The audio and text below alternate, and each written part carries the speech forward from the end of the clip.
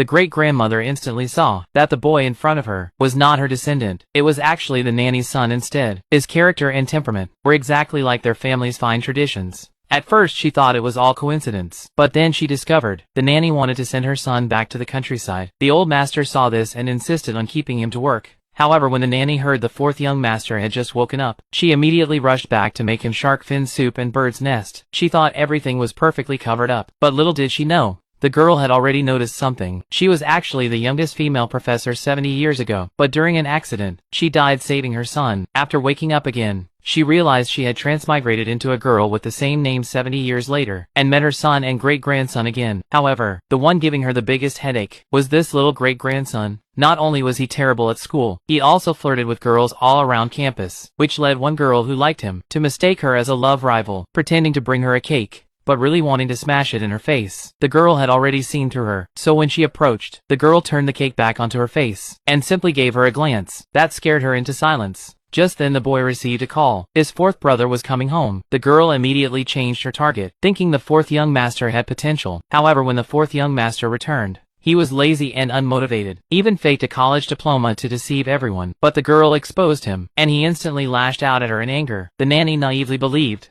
she was just the old master's savior. The fourth young master couldn't understand why everyone in the family listened to the girl, but one look from her, and he didn't dare say a word. That night the fourth young master got mad because the little girl was too noisy. He threw the cup at her. Luckily the nanny's son blocked it, but the nanny said that the fourth young master hit him well. When he tried to strike again, the girl stopped him. The fourth young master flew into a rage, saying she would pay the price for angering him, but the nanny's son stood in front of her without hesitation. Then the girl gave him a lecture. Scared, the fourth young master fell to the ground. The girl stepped on him and made him apologize. The nanny called for the eldest brother, but he said everything would follow the girl's orders. The girl calmly sat on the couch and began a countdown, telling him he had 10 seconds to choose to apologize. Only then did he reluctantly apologize. But the girl said time was up. He had already been kicked out of the family. Hearing the noise, the old master arrived. The fourth young master thought he would back him up, but after learning what happened, the old master furiously drove him out.